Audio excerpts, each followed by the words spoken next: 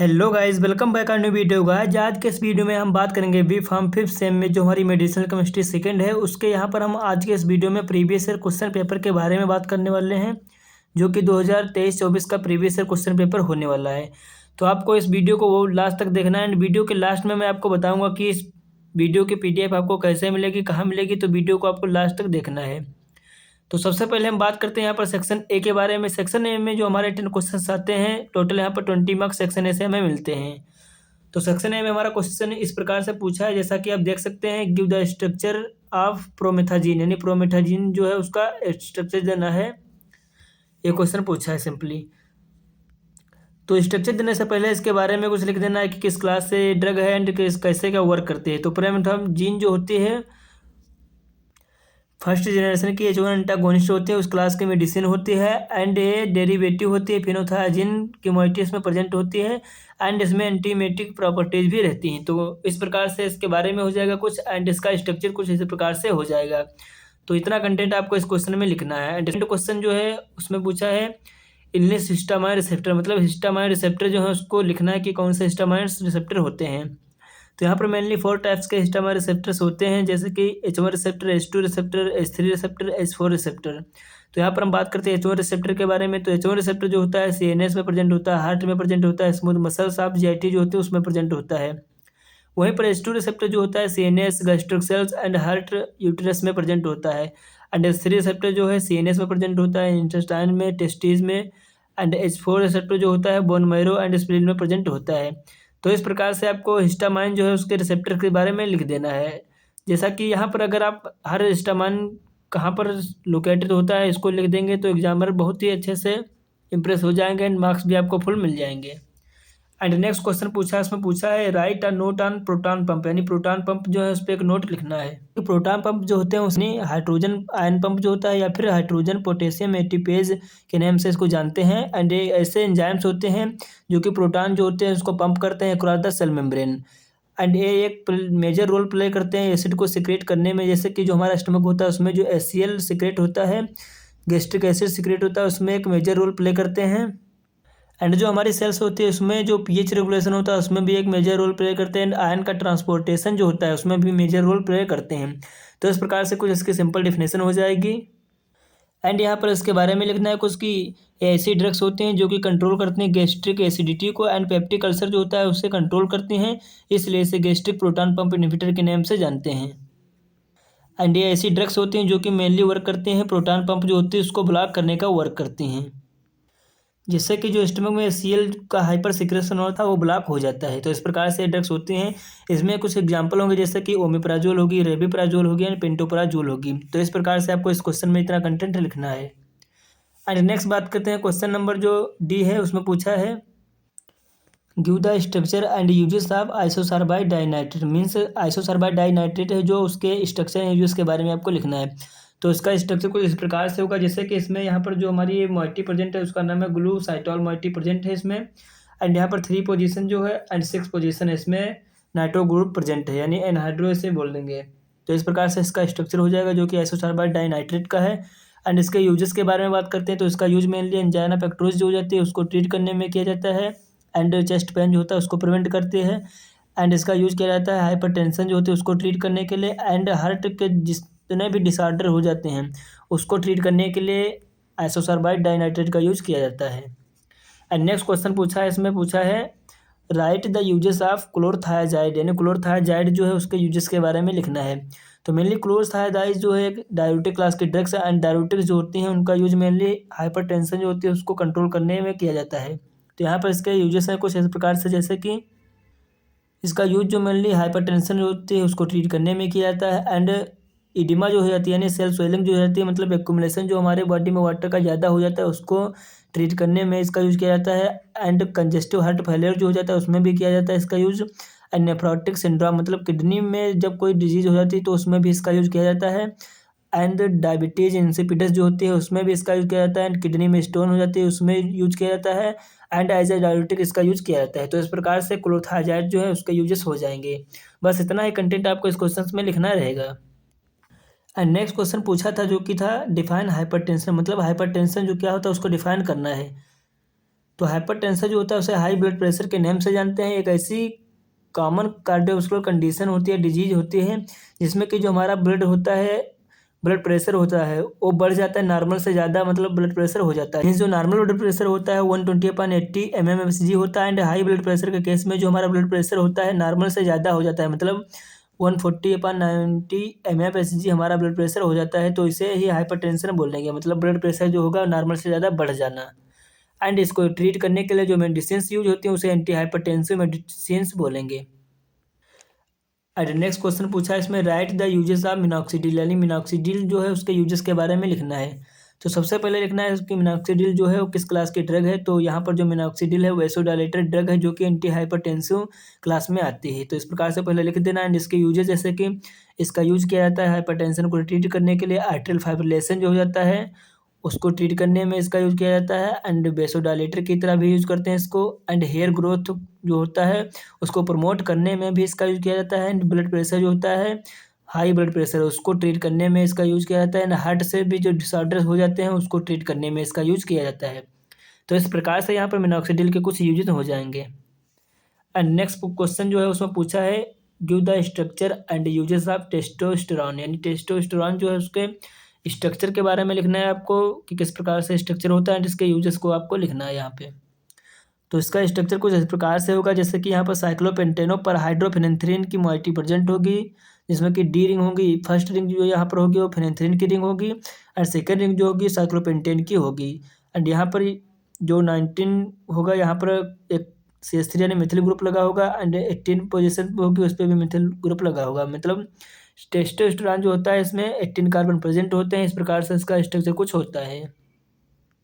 फिर आपको इसके यूजेस के बारे में लिखना है कि जैसे कि यहाँ पर इसके कुछ फॉलोइंग यूजेस दिए गए हैं टेस्टोस्टेरोन के, जैसे कि इसका जो मेन एक रोल होता है वो डेवलपमेंट करता है रिप्रोडक्टिव ऑर्गन जो होते हैं मेल बॉडी के, उसको डेवलपमेंट करने में इसका बहुत ही इंपॉर्टेंट रोल होता है। जैसे कि टेस्टिस जो होगी, प्रोस्टेट होगी, as well as promoting secondary sexual characteristics, इसको भी प्रमोट करने में इसका एक रोल होता है। एंड इम्प्रूव करता है मसल्स को, एंड बोन मास जो होता है उसको भी इम्प्रूव करता है। एंड बॉडी के जो हेयर्स होते हैं उसको भी ग्रोथ करता है। एंड हार्ट जो होती है उसकी हेल्थ, मतलब हार्ट जो होता है कार्डियोटोनिक एक्टिविटी भी प्रोवाइड करता है। एंड बोन की डेंसिटी जो होती है उसको भी इम्प्रूव करता है। एंड सेक्सुअल डिस्फंक्शन जो हो जाता है उसको भी ट्रीट करता है। तो इस प्रकार से टेस्टोस्टेरोन के कुछ यूजेस हो जाएंगे। एंड नेक्स्ट क्वेश्चन पूछा है, उसमें पूछा है write the mode of action of sildenafil, मतलब सिल्डेनाफिल जो है उसके मोड ऑफ एक्शन के बारे में आपको लिखना है। उससे पहले आपको सिल्डेनाफिल क्या होती है उसके बारे में थोड़ा लिख देना है। तो इसका जो ब्रांड नेम होता है विगेरा के नेम से आता है, मीन्स मार्केट में विगेरा के नेम से आती है। एंड इसका यूज़ मेनली सेक्सुअल परफॉर्मेंस को इंक्रीज करने के लिए किया जाता है। एक ऐसी मेडिसिन होती है जिसका यूज किया जाता है ट्रीट करने के लिए मेल सेक्सुअल फंक्शन या फिर प्रॉब्लम जो हो जाते हैं उसको ट्रीट करने के लिए यूज किया जाता है, यानी इरेक्टाइल डिसफंक्शन जो हो जाता है उसको ट्रीट करने के लिए इसका यूज किया जाता है। तो इस प्रकार से सिल्डेनाफिल का इंट्रोडक्शन हो जाएगा। एंड इसके मोड ऑफ एक्शन के बारे में आपको लिखना है कि जो सिल्डेनाफिल होती है वो एक्ट करती है ब्लॉकिंग करने का PDES, मानी फास्फोडाइस्ट्रेज 5 एंजाइम जो होती है उसको ब्लॉक करने का वर्क करती है। जो PDES है एक एंजाइम होता है जो कि प्रमोट करता है ब्रेकडाउन जो होता है साइक्लिक गुआनोसिल मोनोफॉस्फेट का, यानी CGMP का, उसको प्रमोट करता है। जिसके बाद जो हमारा ब्लड फ्लो जो हो जाता है पेनिस में उसको रेगुलेट करता है, मतलब ब्लड फ्लो ज़्यादा बढ़ा देगा तो इरेक्टाइल डिसफंक्शन की कंडीशन जो होगी वो ट्रीट हो जाएगी। तो इस प्रकार से सिल्डेनाफिल जो थे इसका कुछ इंट्रोडक्शन एंड इसका मोड ऑफ एक्शन हो जाएगा। बस इतना ही कंटेंट आपको लिखना है। जैसा कि वो सेक्सुअल स्टिमुलेशन होगा तो गोनासिल साइक्लेज जो मतलब था जी वो इंक्रीज हो जाएगा, GCG यानी इंक्रीज हो जाएगा जब। तो उसके बाद साइक्लिक CGMP जो बनेगा वो भी फास्फोडाइस्ट्रेज एंजाइम जो होगा उसको इनहिबिट कर देगा सिल्डेनाफिल। जिसके बाद जो GMP यानी गुआनिसिल मोनोफॉस्फेट था वो इनेक्शन हो जाएगा, मतलब इनएक्टिवेट हो जाएगा। जिसके बाद इरेक्शन जो होगा वो काज होगा, मतलब ब्लड फ्लो जो हो जाएगा वो इंक्रीज हो जाएगा। तो इस प्रकार से इसका एक्शन होता है। एंड नेक्स्ट क्वेश्चन पूछा गया था कि write the normal levels of thyroid test, मतलब थायराइड टेस्ट जो होता है उसमें नॉर्मल लेवल्स क्या होते हैं उसके बारे में लिखना है। तो थायराइड में जैसे कि हार्मोन TSH जो होता है वो प्रेजेंट होता है T3 एंड T4। तो TSH जो होता है उसका नॉर्मल लेवल होता है 0.4 से 4 MU पर लीटर होता है इसका नॉर्मल रेंज। एंड हाइपर मतलब की कंडीशन जब मतलब बढ़ जाता है तो उसमें जैसे 10 MU पर लीटर जो होती है उससे ज़्यादा हो जाता है। एंड हाइपो की कंडीशन में मतलब 0.4 माइक्रो लीटर जो होती है उससे कम हो जाता है। एंड T3 का लेवल जो होता है वो जैसे कि 1.1 से 2.8 जो होता है नॉर्मल होता है, एंड 0.1 से 1 जो होता है वो हाइपो की कंडीशन मतलब जब कम हो जाती है, एंड हाइपर की कंडीशन में 5.6 मतलब 2.8 से ज़्यादा हो जाता है। एंड T3 इस प्रकार से होगा। T4 जो होगा उसमें जैसे 9.4 से 25 यानी 25 पी-मोल पर लीटर होता है, एंड हाइपो के कंडीशन में 1.9 मोल बचेगा, एंड हाइपर की कंडीशन में 40 के अप्रॉक्स पहुंच जाएगा। तो इस प्रकार से यहाँ पर जो थायराइड टेस्ट होता है उसको कुछ लेवल्स दिए हुए होते हैं। आई होप कि आपको 2 मार्क्स से क्वेश्चन इजीली समझ में आ गए होंगे। इस प्रकार से 2 मार्क्स से क्वेश्चन पूछे जाते हैं मेडिसिनल केमिस्ट्री सेकंड में।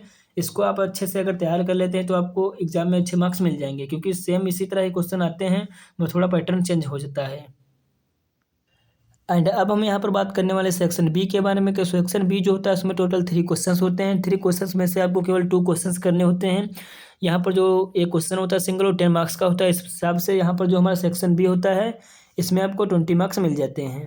तो 20 मार्क्स का जो हमारा सेक्शन बी होता है इसमें जैसे क्वेश्चन फर्स्ट पूछा है, classify alkylating agent, write the SAR and mode of action of mechlorethamine, यानी मेक्लोरिथामाइन जो है उसका सार लिखना है आपको, and mode of action, and alkylating agent जो होते हैं उसको क्लासिफाई भी करना है। तो यहाँ पर हम बात करते हैं सबसे पहले कि एल्काइलेटिंग एजेंट तो किस क्लास से होते हैं। तो एल्काइलेटिंग एजेंट जो होते हैं एक सब क्लास होती है एंटीनियोप्लास्टिक एजेंट की। एंड यहाँ पर हम बात करते हैं कि एंटीनियोप्लास्टिक एजेंट होते क्या हैं। तो एंटीनियोप्लास्टिक एजेंट होते हैं जो ऐसे एजेंट होते हैं जिनका यूज किया जाता है कैंसर को ट्रीट करने के लिए, इसलिए इसको हम एंटीनियोप्लास्टिक एजेंट बोलते हैं। तो इस प्रकार से एंटीनियोप्लास्टिक एजेंट हो गए, इसकी डिफिनेशन हो जाएगी। आपको सबसे पहले उसके बारे में थोड़ा लिख देना है कि क्या होते हैं, फिर आपको यहाँ पर जो क्वेश्चन पूछा है उसको डिफाइन करना है। अब हम बात करते हैं एल्काइलेटिक एजेंट के बारे में कि एल्काइलेटिक एजेंट्स क्या होते हैं। तो एल्काइलेटिक एजेंट्स जो होते हैं ऐसे क्लास के ड्रग्स होती हैं जो कि यूज किए जाते हैं कैंसर को ट्रीट करने के लिए, एंड ये वर्क करती है कैसे कि डैमेज करती हैं डीएनए को एंड प्रिवेंट करते हैं प्रोटीन सिंथेसिस, मतलब डीएनए जो होता है उसको डैमेज करती हैं, एंड प्रोटीन जो होती है उसके सिंथेसिस जो होती है उसको स्टॉप कर देती हैं। तो ये एल्काइलेटिक एजेंट्स होते हैं। एंड यहाँ पर कुछ इस प्रकार से आपको यहाँ पर अल्काइलेटिंग एजेंट जो है उसकी डिफिनेशन लिख देनी है। क्लासिफिकेशन होता है एंटीनियोप्लास्टिक एजेंट का, वो क्या होता है उसके बारे में बात करते हैं। तो यहाँ पर जो हमारा एंटीनियोप्लास्टिक एजेंट्स होते हैं वो 5 क्लासेस में डिवाइडेड किए जाते हैं। जैसे फर्स्ट होगी अल्काइलेटिंग एजेंट, सेकंड होगी एंटी मेटाबोलाइट्स, एंड थर्ड होगी एंटीबायोटिक्स, फोर्थ होगी प्लांट प्रोडक्ट्स, एंड फिफ्थ होगी मिसलेनियस। यानी इस प्रकार से 5 क्लासेस में जो एंटीनियोप्लास्टिक एजेंट्स होते हैं वो डिवाइडेड होते हैं। एंड यहाँ पर अल्काइलेटिंग एजेंट्स में जो ड्रग्स आएंगे जैसे कि मेक्लोरिथामाइन होगी, साइक्लोफॉस्फामाइड होगी, मेल्फेलेन होगी, क्लोरम्बोसिल होगी, बसल्फेन होगी, एंड थियोटेपा हो गई। तो ये एल्काइलेटिक एजेंट्स की ड्रग्स हो जाएंगी। एंड एंटी मेटाबोलाइट्स में जैसे कि ड्रग्स होंगी जैसे कि मरकेप्टोपुरिन होगी, मेथोट्रेक्सेट होगी, फ्लोरायुरेसिल होगी।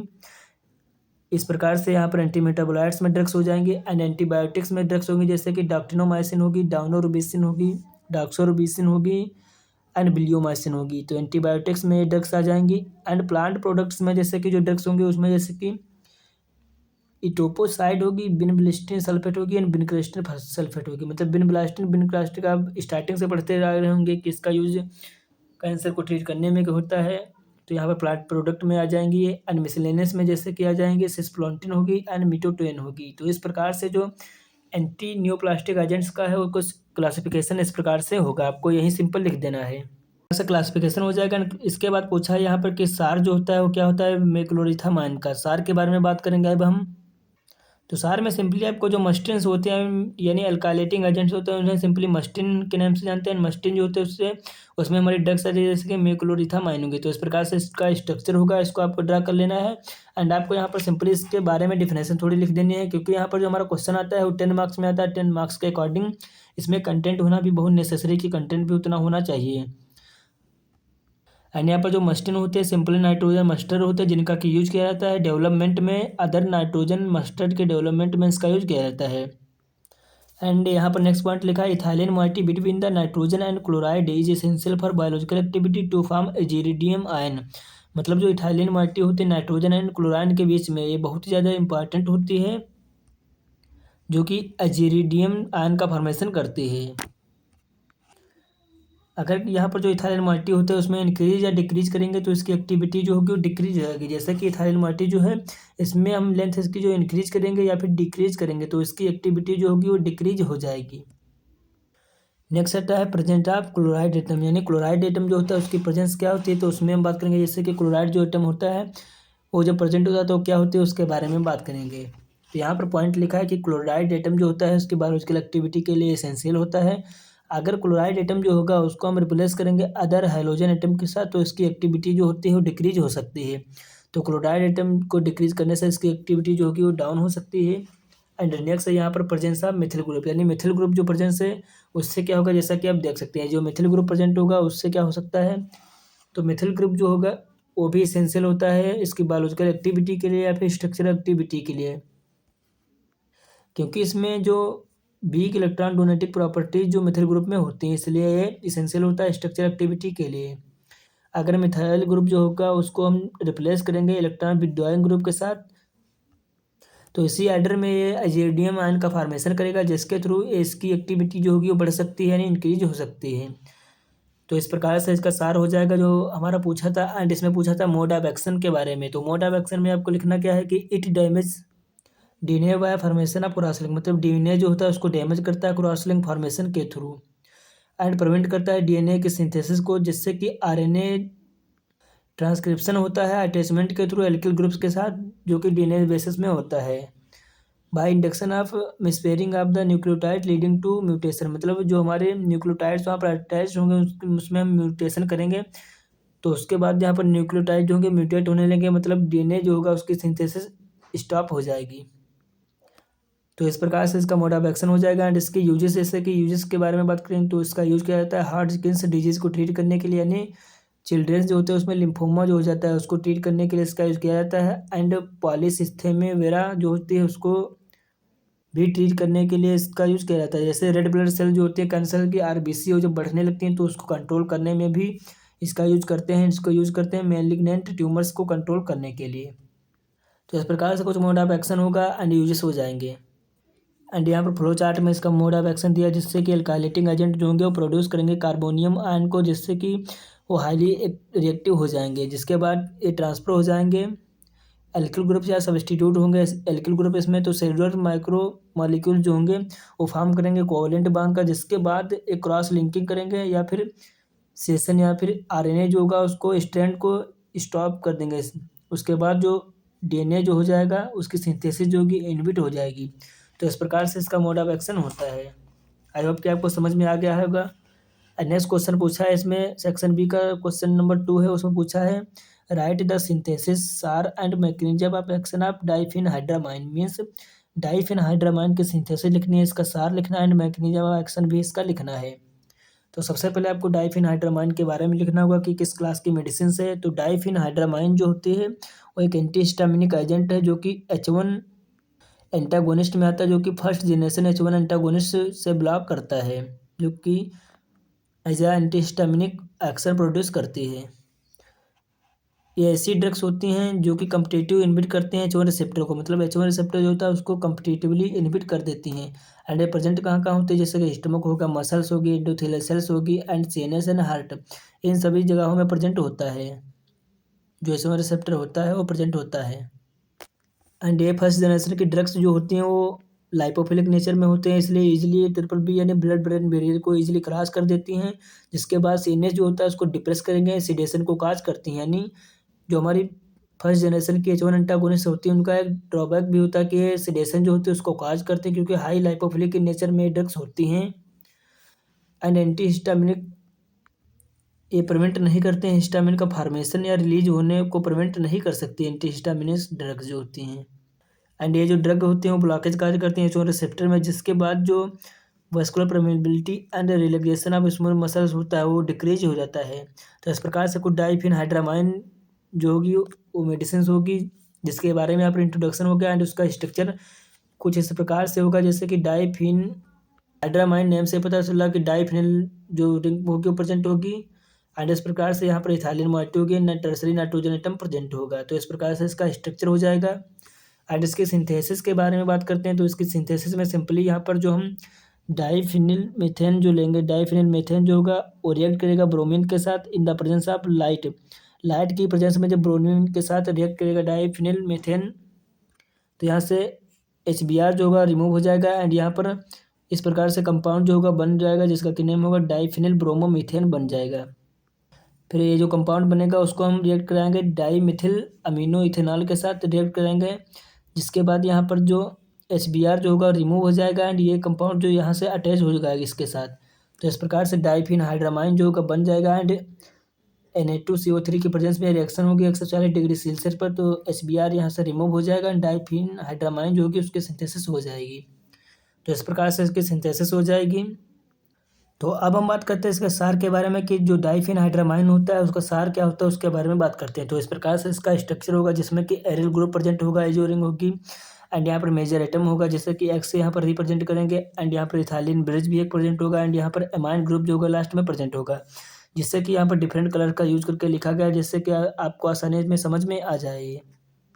तो इस प्रकार से इसका स्ट्रक्चर होगा एंड पर जो स्ट्रक्चरली मॉडिफिकेशन पॉसिबल है वो कौन कौन सी पोजीशन में पॉसिबल है, जैसे कि एरिल ग्रुप में हो सकता है, मेजर एटम जो होगा यहाँ पे पॉसिबल है, इथाइलिन ब्रिज में हम सब्स्टिट्यूशन कर सकते हैं या फिर एमाइन ग्रुप जो है इसमें सब्स्टिट्यूशन कर सकते हैं।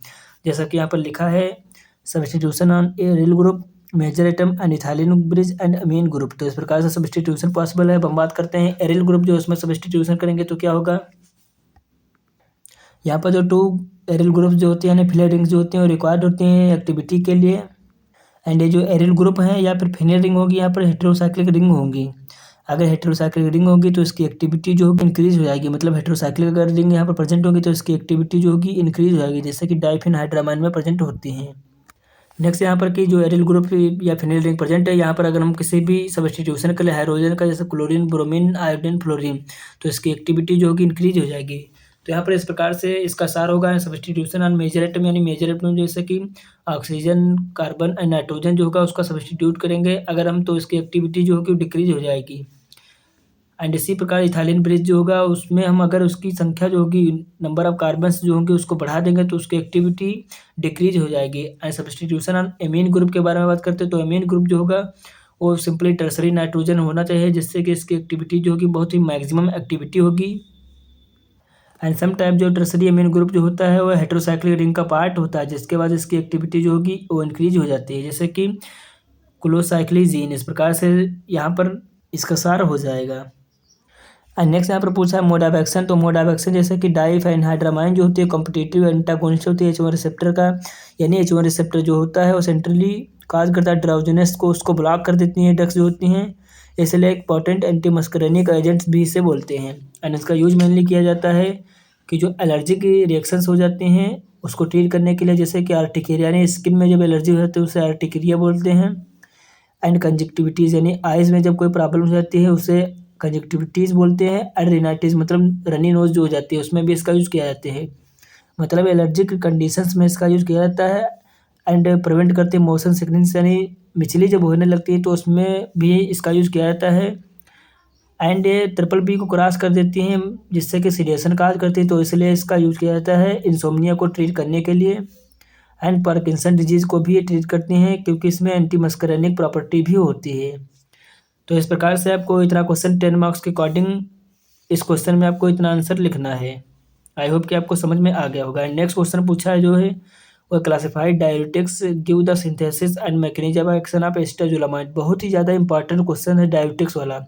अभी मैंने प्रीवियस फार्माकोलॉजी का पेपर सॉल्व किया था उसमें भी डायरेटिक्स 2 पेपर सॉल्व किया उसमें पूछा गया था तो आपको वहाँ से पढ़ लेना है। डायरेटिक्स वाला सेम है एंड यहाँ पर एस्टाजोलामाइड जो है उसकी सिंथेसिस और मैकेनिज्म ऑफ एक्शन वो चेंज हो जाएगी थोड़ा, बाकी सब सेम रहेगा। तो डायरेटिक्स के बारे में आपको लिख देना है कि डायरेटिक्स होती क्या है, कि डायरेटिक्स ऐसी मेडिसिन होती हैं जिनका कि यूज किया जाता है यूरिन के फॉर्मेशन को इंक्रीज करने के लिए। एंड क्लासिफिकेशन में आपको मेडिसिनल केमिस्ट्री के क्लासिफिकेशन में आपको यहाँ पर जैसे कि हेडिंग डाल डाल के लिख देनी है कि लूप डायरेटिक्स में ड्रग्स आती हैं, थायराइड में जैसे कि आती हैं, कार्बोनिक एनहाइड्रेज में कौन कौन सी ड्रग्स आती हैं, उन सभी को कुछ इस प्रकार से लिख देना है। एंड इतना लिखने के बाद आपको एस्टाजोलामाइड जो है उसकी सिंथेसिस को भी लिखना है। मेडिसिनल केमिस्ट्री में आपको सिंथेसिस पर अच्छे से फोकस कर लेना क्योंकि सिंथेसिस जो है बहुत ही ज़्यादा प्ले करते हैं कि इम्पोर्टेंट रोल हमारे एग्जाम में, क्योंकि सिंथेसिस अगर जितनी अच्छी हम लिखेंगे तो वहाँ पर अटैक्शन उतनी ही अच्छी होगी क्योंकि यहाँ पर मेडिसिनल केमिस्ट्री हम पढ़ रहे हैं।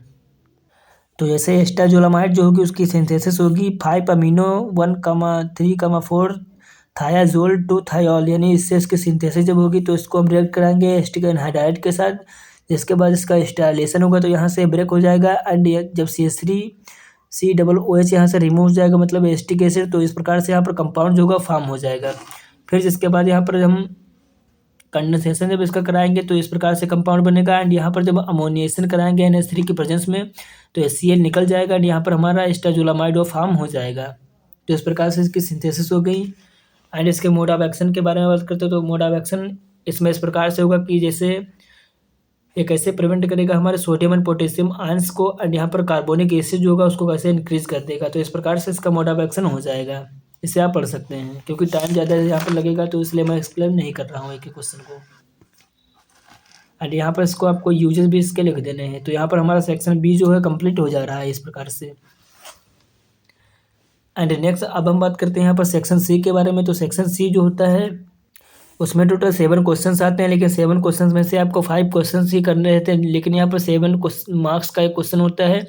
तो इस हिसाब से आपको यहाँ पर 35 मार्क्स जो होते हैं वो मिल जाते हैं सेक्शन सी से। तो आपको बहुत अच्छे से इसमें क्वेश्चन जो दिए हैं उनको आपको रेडी कर लेना है। तो जैसा कि यहाँ पर क्वेश्चन 1 पूछा है, write the mode of action anti metabolites give the structure and adverse effect of methotrexate, यानी मेथोट्रेक्सेट के एडवर्स इफेक्ट एंड स्ट्रक्चर आपको यहाँ पर देना है।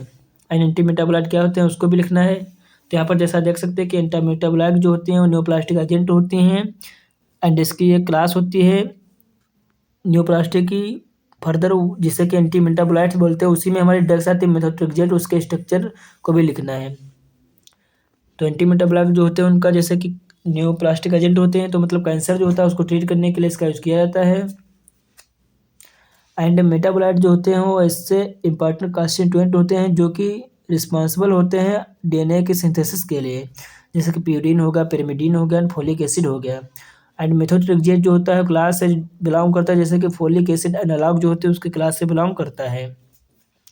एंड मोड ऑफ एक्शन जैसे कि तो मेथोट्रेक्सेट जो होता है इनहिबिट करता है एंजाइम डाइहाइड्रोफोलेट रिडक्टेज को, यानी DFR, मतलब डाइहाइड्रोफोलेट रिडक्टेज एंजाइम जो होता है उसको इनहिबिट करता है। इसके बाद जो प्रिवेंट करते हैं फॉर्मेशन ऑफ टेट्राहाइड्रोफोलिक एसिड का फॉर्मेशन जो होता है उसको प्रिवेंट करते हैं। तो इस प्रकार से इसका मोड ऑफ एक्शन हो जाएगा। एंड नेक्स्ट यहाँ पर बात करते हैं स्ट्रक्चर जो होता है मेथोट्रेक्सेट का, वो इस प्रकार से होता है जैसा कि आप देख सकते हैं। एंड आपको यहाँ पे एरियाज के लिखने हैं, यूजेस लिख देने हैं। इतना ही कंटेंट आपको इस क्वेश्चन में लिखना है, 7 मार्क्स मिल जाएंगे इजली। एंड नेक्स्ट क्वेश्चन पूछा है यहाँ पे कि classify local anaesthetic with structure, मतलब लोकल एनास्थेटिक जो होते हैं उसको क्लासिफाई करना है उसके स्ट्रक्चर के साथ में। तो सबसे पहले आपको यहाँ पर डिफिनेशन लिख देनी है कि लोकल एनास्थेटिक क्या होते हैं। कि लोकल एनास्थेटिक जो ऐसे एजेंट होते हैं, सिंथेटिक ड्रग्स होती हैं जिनका कि यूज किया जाता है प्रोड्यूस करने के लिए लॉस ऑफ सेंसेशन, मतलब सेंसेशन जो होता है उसको लॉस कराने के लिए इसका पार्टिकुलर एक एरिया पर इसको अप्लाई किया जाता है, जिसके बाद जो हमारा पेन वगैरह जो होता है वो लॉस हो जाता है। जब हम ऑपरेशन करते हैं उससे पहले टॉपिकली मतलब अप्लाई किए जाते हैं, जो कि ब्लॉक करते हैं सोडियम आयन चैनल की एंट्री जो होती है सेल मेम्ब्रेन में, उसको ब्लॉक करते हैं। इसके बाद जो नर्व इम्पल्सेस होती हैं उनका कंडक्शन जनरेशन होता है उसको ब्लॉक कर देती हैं। तो इस प्रकार से लोकल एनास्थेटिक होते हैं। एंड क्लासिफिकेशन आपको इस प्रकार से लिखना है जैसे कि बेंजोइक एसिड डेरिवेटिव होते हैं, उसमें ड्रग्स आते हैं जैसे कि कोई कोकीन हो गई, हेक्सिलकैन हो गई, मेप्रिकलैन हो गई, साइक्लोमेथिकैन हो गई, पिपराकैन होगी। तो इस प्रकार से ड्रग्स आती हैं। यहाँ पर आपको स्ट्रक्चर जैसे कि यहाँ पर 3 मेन्स जो ड्रग्स होते हैं उनको स्ट्रक्चर आपको यहाँ पर इस प्रकार से बना देना जैसा कि आप देख रहे होंगे। तो इस प्रकार से यहाँ पर स्ट्रक्चर जैसे कि कोकेन का स्ट्रक्चर हो गया, हेक्सिलकैन का स्ट्रक्चर हो गया एंड प्रोपियोपाकैन का स्ट्रक्चर हो गया एंड मेप्रिकलैन का होगा। तो इस प्रकार से आपको यहाँ पर 3 से 4 स्ट्रक्चर बना देने हर एक क्लास में। एंड नेक्स्ट क्लास जैसे कि पूछे यहाँ पर अमीनो एसिड डेरिवेटिव, इसमें आपको ड्रग्स मिल जाएंगे जैसे कि बेंजोकैन होगा, प्रोकैन हो गया, ब्यूटाकैन हो गया, ब्यूटाम्बिन हो गया। तो यहाँ पर जैसे कि स्ट्रक्चर भी बना देते हैं कि बेंजोकैन का स्ट्रक्चर क्या होता है। इस प्रकार से जो हमारे लोकल एनास्थेटिक होते हैं उनमें स्ट्रक्चर में आपको यहाँ पर NH2 जरूर मिलेगा, आपको यह ध्यान रखना है। तो यहाँ पर आपको इस प्रकार से स्ट्रक्चर बना देना है जैसा कि आप देख सकते हैं। नेक्स्ट क्लास है जैसे कि लाइडोकाइन एनालीड डेरिवेटिव, इसमें जैसे कि लिग्नोकैन होगी, मेफियाकैन होगी एंड प्रेलोकैन होगी। तो इस प्रकार से 3-4 ड्रग्स इसमें आ जाएंगे। यहाँ पर आपको स्ट्रक्चर भी इसके बना देने से स्ट्रक्चर तो आपको लर्न करना ही पड़ेगा, क्योंकि मेडिसिनल केमिस्ट्री में स्ट्रक्चर का मेन ही रोल होता है। एंड नेक्स्ट क्लास है मिसलेनियस। मिसलेनियस में जैसे कि डाइबोकैन होगी, फिनेस्कैन होगी एंड डाइपेराडॉन होगी। तो इस प्रकार से आपको यहाँ पर इसका स्ट्रक्चर बना देना। डाइबोकैन जो है बहुत ही ज़्यादा इंपॉर्टेंट, तो इसको आप अच्छे से लर्न कर लेना। तो इस प्रकार से क्वेश्चन कंप्लीट हो जाता है। नेक्स्ट क्वेश्चन पूछा है, write the synthesis SAR and mode of action of tolbutamide, यदि टॉल्ब्यूटामाइड का synthesis SAR and mode of action आपको लिखना है। तो यहाँ पर जैसे मैंने अपने नोट्स में लिखा है, बहुत ही अच्छे से लिखा है, इसको आप पढ़ सकते हैं। इसकी पीडीएफ का लिंक जो है आपको डिस्क्रिप्शन में मिल जाएगा, या फिर टेलीग्राम में जाकर आप नोट्स को डाउनलोड कर सकते हैं, वहाँ से आप इसको डाउनलोड कर लेना। एंड इसकी सिंथेसिस बहुत ही अच्छे तरीके से लिखी है। एंड सार जैसे पूछा है वो मैंने बहुत ही एक अच्छे सटीक मैनर में लिखा है सार को, तो सार आप पढ़ सकते हैं। सभी हर एक क्वेश्चन जो है उस क्वेश्चन को आप मैंने यहाँ पर अच्छे से डिफाइन किया है, तो आप इस पीडीएफ से इसको डाउनलोड करके लिख सकते हैं यहाँ पर, क्योंकि एक्सप्लेन नहीं करूँगा क्योंकि टाइम बहुत ही ज़्यादा हो रहा है यहाँ पे। एंड यहाँ पर क्वेश्चन नेक्स्ट जैसे कि देख सकते हैं आप, right the note on oral contraceptive, तो ओरल कंट्रासेप्टिव में एक मैंने सटीक नोट से लिखा है, जैसे कि आप देख सकते हैं, पढ़ सकते हैं। एंड इसके टाइप भी आपको यहाँ पर डिफाइन करने हैं। एंड यहाँ पर जैसे कि एक ड्रग है मिफेप्रिस्टोन, उसको डिफाइन कर देनी है, इसका स्ट्रक्चर भी बना देना है, इसके मोड ऑफ एक्शन को भी डिफाइन कर देना है इस प्रकार से। तो ये क्वेश्चन कंप्लीट हो जाता है। नेक्स्ट क्वेश्चन पूछा है, write the nomenclature stereochemistry of steroid, जो कि एक बहुत ही ज़्यादा इंपॉर्टेंट क्वेश्चन, जो कि 7 या 10 मार्क्स में भी आ सकता है, तो इसको आपको अच्छे से तैयार कर लेना है, इस पर अपना 100% कमांड रखनी है। तो जैसा कि यहाँ पर देख सकते हैं, इस प्रकार से आपको इसमें कंटेंट लिखना है। नॉमेनक्लेचर में आपको यहाँ पर इस प्रकार से लिखना है, जिसमें कि सभी बच्चे ज़्यादातर कंफ्यूज रहते हैं, इसको स्किप कर देते हैं, लेकिन बिल्कुल भी आपको ऐसा नहीं करना है। इस प्रकार से आपको इसमें कंटेंट लिखना है, जैसा कि आप देख सकते हैं। एंड हर एक क्वेश्चन को मैंने यहाँ पर इतना अच्छे से लिखा है कि आपको अगर एक बार इसे अच्छे से पढ़ते हैं तो आपको क्वेश्चन एक बार में ही लर्न हो जाएंगे। एंड स्टीरियोकेमिस्ट्री में आपको यहाँ पर कुछ स्ट्रक्चर बना के इस प्रकार से एंड यहाँ पर डिफाइन कर देना है कि इसमें कौन सा स्ट्रक्चर जो होता है उसमें क्या होता है। एंड जैसे कि आप देख सकते हैं कोलेस्टीन सीरीज में जैसे कि डॉटेड लाइन जो होती है वो अल्फा को रिप्रेजेंट करती है, जिसका मतलब होता है बिलो द प्लेन। यहाँ पर ट्रिक्स के साथ भी मैंने नोट्स में लिखा है, तो इसको आप अच्छे से पढ़ सकते हैं। एंड कॉपर में जैसे कि डॉट जो हमारी सॉलिड लाइन होती है, सॉलिड लाइन का मतलब बीटा कॉन्फ़िगरेशन होता है, जो कि एबो द प्लेन शो करती है। तो देख सकते हैं जैसे कि यहाँ पर कि बीटा को प्रोस्टीन का स्ट्रक्चर है, इस प्रकार से होगा। एंड नेक्स्ट क्वेश्चन है, right a synthesis SAR and mechanism of action of Mithil dopa hydrochloride, यानी मिथिल डोपेट हाइड्रोक्लोराइड जो उसके सिंथेसिस एंड सार एंड मैकेनिज्म ऑफ एक्शन को लिखना है। तो जैसा कि आप देख सकते हैं यहाँ पर इसके इंट्रोडक्शन में आपको इतना कंटेंट लिखना है। एंड सिंथेसिस में आपको इस प्रकार से इसकी सिंथेसिस करानी है, जैसा कि आप देख सकते हैं। अगर किसी भी क्वेश्चन में आपको डाउट होता है तो कमेंट में आप बता देना। एंड सार में आपको यहाँ पर मिथिल डोपेट डाल के यहाँ पर बनाकर स्ट्रक्चर हर एक चीज़ को अच्छे से डिफाइन कर सकते हैं, जैसा कि आप देख सकते हैं। इस प्रकार से आपको मिथिल डोपा एंड का सार लिखना है, इसमें कि ग्रुप जैसे मिथिल ग्रुप होगा, इथिल ग्रुप होगा, एस्टर ग्रुप होगा, ये सब क्या होते हैं, कैसा रोल होता है, उसको आपको लिख देना है। एंड मोड ऑफ एक्शन भी आपको लिखना है। एंड नेक्स्ट क्वेश्चन पूछता है, write the synthesis SAR and mechanism of action of cimetidine, नहीं साइमेटिडीन जो है उसका SAR mode of action mechanism of action को लिखना है। तो साइमेटिडीन के बारे में थोड़ा लिख देना है कि 2 एंटागोनिस्ट होती हैं, गैस्ट्रिक एसिड इमिटर होते हैं। सिंथेसिस में आपको इस प्रकार से लिख देनी है, जो कि बहुत ही ईजी मैनर में यहाँ पर लिखी गई सिंथेसिस। एंड यहाँ पर सार जो होता है उसमें बहुत ही ज़्यादा कन्फ्यूजन होती है, लेकिन यहाँ पर मैंने बहुत ही ईजी वे में सार को लिखा है कि यहाँ पर जो ग्रुप्स होते हैं, जैसे कि डिफरेंट ग्रुप प्रेजेंट होते हैं, तो किस ग्रुप का कौन सा एक्शन रहता है उसको मैंने यहाँ पर बहुत अच्छे तरीके से लिखा है। तो आप एक बार अगर पढ़ेंगे नोट्स को तो आपको ईजिली समझ में आ जाएंगे। एंड सार लिखने के बाद नेक्स्ट आपको यहाँ पर इसके मोड ऑफ एक्शन को लिख देना है कि मोड ऑफ एक्शन इसका क्या होता है, एंड यूजेस आपको लिख देने हैं। तो इस प्रकार से आपको 7 मार्क्स के क्वेश्चन में कंटेंट कुछ लिखना है। तो नोट्स को आपको डाउनलोड करने के लिए आपको टेलीग्राम ग्रुप पे जाकर वहाँ पे नोट्स मिल जाएंगे, वहाँ से आप डाउनलोड कर सकते हैं। अगर कोई भी दिक्कत होती है नोट्स को डाउनलोड करने में तो आप कमेंट में बता देना। थैंक यू फ्रेंड्स, मिलते हैं नेक्स्ट वीडियो में। अगले वीडियो में हम किस सब्जेक्ट का पेपर सॉल्व करेंगे वो भी आप कमेंट में बता देना। Thank you friends.